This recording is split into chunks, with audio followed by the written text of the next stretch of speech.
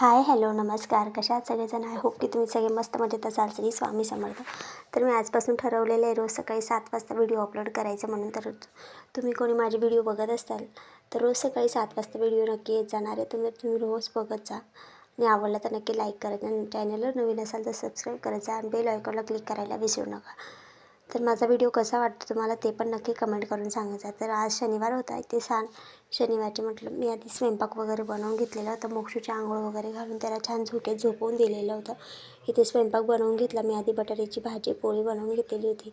आम्ही चौघंच जण घर होतो आज. मोक्षूचे आजी बाबा मी आणि मोक्षूचे पप्पा ते बाहेर गावाला गेलेले होते आज पण. तर इथे मी गॅस वगैरे क्लीन करून घेणार होती छान. त्यानंतर मग मला भांडे वगैरे घासायचे होते. सगळे भांडे मी खाली जाळीमध्ये भरून ठेवून दिलेले होते. आधी किचन क्लीन करून घेऊन मग भांडे वगैरे मी बाहेर घासायला घेऊन जाते. मला बेसिंगवर घासायला खूप प्रॉब्लेम होतो मला. त्यामुळे मग मी बाहेर जास्त भांडे एक तास सगळे भांडे घासून काढते. तर ते बाहेर घेऊन जाते मी.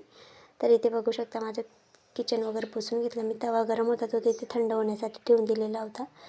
तर इथे मी आज पडदा बनवणार होते किचनसाठी. पण इथे बघा मोक्षची आंघोळ वगैरे झालेली होती. त्याची मालिशच्या बाटल्या तशाच पडलेल्या होत्या आणि पडदा बनवायला पण घेतलेलं होतं मी. पण त्याआधीच मोक्ष उठून गेलेला होता. मग मी ते कॅन्सल केलं. आधी त्याला झोक्यातून काढून घेतलं. छान त्याची तयारी वगैरे करून देते आधी. तर इथे बघू शकता मोक्षला आंघोळ करून झोपवून दिलेलं होतं मी छान. आता उठला आधी त्याची तयारी वगैरे करून देते. म्हणजे पडदा वगैरे बनवण्यासाठी जे साहित्य काढलं तर ते परत ठेवून देते. तर मी ही साडी गुढीला वापरली होती. ती नवीच पडलेली होती माझ्याजवळ. तर मी त्या साडीपासूनच पडदा बनवणार होती. तर इथे याची कपडे वगैरे घालून छान तयारी करून दिली. टिकली पावडर लावून दिलेली होती. डोळ्यात मला काजळ लावायला आवडतं त्याच्या. पण तो डोळ्यांमध्ये काजळ नाही भरू देत. त्याला आवडत नाही. तर इथे बघू शकता तो काजळ लावून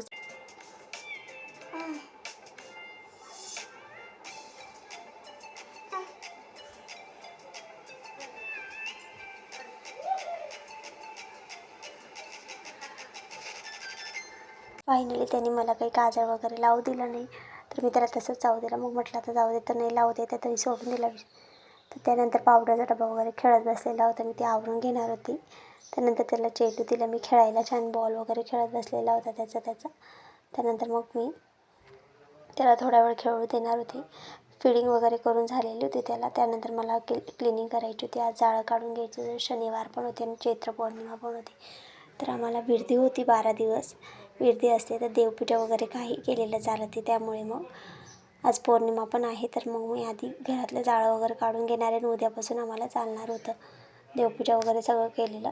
तर मी आज म्हटलं चैत्र पौर्णिमा आहे त्याच्यामुळे आधी घरातलं जाळं काढून घेतात.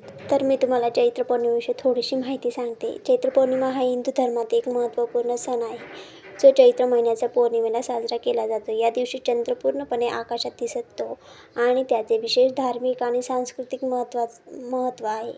चैत्र पौर्णिमा ही हनुमान जयंती म्हणून ओळखली जाते कारण या दिवशी भगवान हनुमानांचा जन्म झालेला असतो असं मानले जातं. म्हणजे या निमित्ताने भगवान हनुमानांची पूजा करतात, त्यांना प्रसाद अर्पण करतात आणि त्यांच्या आराधनेसाठी विविध धार्मिक विधी करतात. या दिवशी गंगा स्नान करण्याची परंपराही आहे ज्याला धार्मिक आणि शुद्धी करणे म्हटलं जातं आणि महत्त्व पण दिले जातं. चैत्र पौर्णिमा ही वसंत ऋतूच्या आगमनाचे सूचक मानले जाते आणि त्यामुळे ही एक आनंदोत्सवाची वेळ असते. या काळात विविध सांस्कृतिक आणि धार्मिक कार्यक्रम आयोजित केले जातात. यामुळे समाजात एकता आणि भक्तिभाव वाढत जातो. तर ही थोडीशी माहिती तुम्हाला कशी वाटली मला सांगा नक्की. इथे जी भिंतीला वॉच दिसते ती मी ऑनलाईन घेतलेली मिशोवरून. मी भरपूर वस्तू घेतलेल्या मिशोवरून. काही गोष्टी खूप चांगल्या निघाल्या आणि काहींची क्वालिटी खूप लोकल निघालेली आहे, खूप खराब निघालेली आहे काही गोष्टी. मला ही वॉच खूप आवडली होती. बघितलं मी पटकन ऑर्डर केली होती आणि छान निघाली पण. क्वालिटी खूप मस्त आहे त्याची. आणि हे जे स्टोरेज बॉक्स दिसत आहेत छोटे ते पण मी मिशोवरून घेतलेले आहे. मी बाथरूमसाठी घेतलेले होते ते छान शॅम्पूच्या बॉटल वगैरे ठेवण्यासाठी. पण ते खूप लोकल निघालं. लावल्यानंतर लगेच निघून आलेलं होतं. त्यामुळे मी ते तिथून काढून मी ते घरामध्ये पावडरचा डबा वगैरे ठेवण्यासाठी मी यूज करत असते. तर इथे पण कपाटाच्या वरती पण जाळं खूप आलेलं आहे ते पण साफ करून घेते.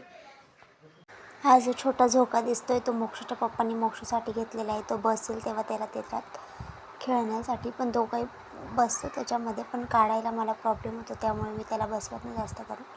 त्याला आम्ही कॉटमध्ये ठेवून दिलेलं होतं, पण ठेवून खराब होण्यापेक्षा म्हटलं इथे लावून देऊ. जेव्हा इच्छा झाली तेव्हा टाकून द्यायची. त्याचे पप्पा घरी राहिले का त्याच दिवशी मी त्याला त्या झोक्यात टाकत असते. आत्ताच घेतलेला आहे तो. इथे बघू शकता कपाट माझं किती धूळ झालेली तिथे. सारखं पुसत असते तरी पण खूप घाण होऊन जाते. घरामध्ये खूप धूळ येते आमच्या. तर इथे मी किचनमध्ये आलेली आता खालून आधी साफ करून घेते, त्यानंतर वरती चढून मी व्यवस्थित क्लीन करून घेईल. खिडकी वगैरे पण साफ करायची आहे. खूप जाळं वरची भांडे मी आत्ताच मागे घासून ठेवलेले होते. त्या डब्यांना मी छान साडीचं कापड वगैरे लावून छान पॅक करून ठेवलेले, कारण झाकण खूप खराब होत असतात तर ते लवकर निघत नाही. त्याच्यामुळे मी छान साडीचे कापड, छान आपली जुनी साडी असते ना ती छान कापून घ्यायची. डब्याच्या झाकणाच्या साईजने छान कापून तिला बांधायचं, म्हणजे जेणेकरून ते डब्यांचे झाकण आपले नवेचे नवे राहतील आणि जसं खराब पण नाही होणार. धुवायला आपण इझी पटकन धुवू शकतो.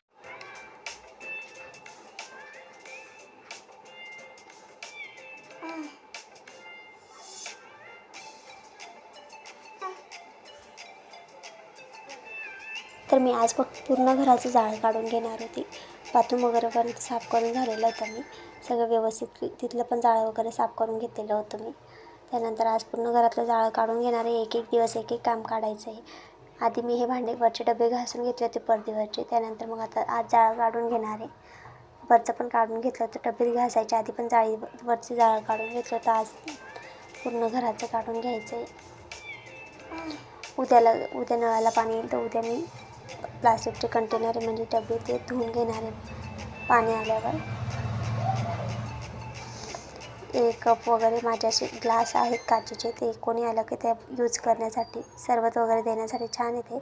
ते हे सगळे डबे वगैरे मी काढून घेणार आहे, तिथून पण साफ करून घेणार आहे. आणि खूप लाल मुंग्या झालेल्या आमच्या घरामध्ये, तर ते पूर्ण झाडून घेतलं की मी तिथे पूर्ण खडू लावून देणार आहे मुंगींचा, कॉकरोच पण खूप झाले आणि लाल मुंग्या पण खूप येतात. त्याच्यामुळे मी ते कॉकरोचचा जो खडू असतो त्याच्यानेच मुंग्या पण मरून जातात, तो खडू मी तिथे यूज करणार आहे.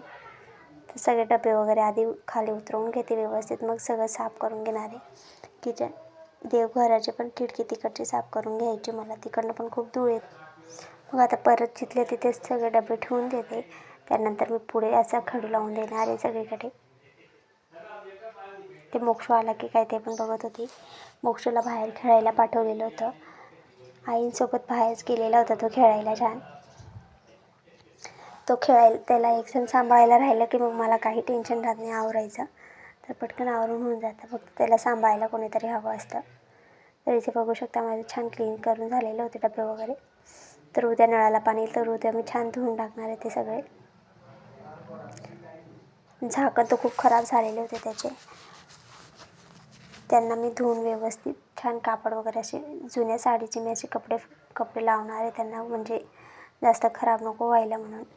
तर मी माझ्या पिठाच्या डब्याला त्याला पण मी तसंच जुन्या साडीचा कापड फाडून लावलेला आहे, त्याच्याने जास्त डबे वगैरे झाकण वगैरे खराब नाही होत.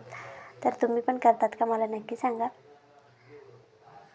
तर इथे बघू शकता खिडकीवर किती घाण झालेली होती माझ्या, कारण देवपूजा करायला जमत नव्हतं आम्हाला. 12 दिवस देवाला हात नाही लावायचा नसतं, त्यामुळे मी काही केलं नव्हतं.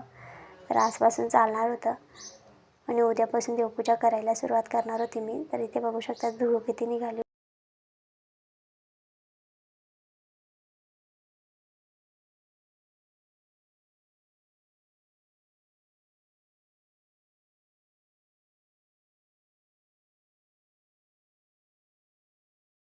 तर इथे खिडकी वगैरे क्लीन करून झालेलं होतं. इथे मुंगींचा खडू लावून देणार होती मी छान व्यवस्थित, सगळ्या वस्तू ठेवून देते.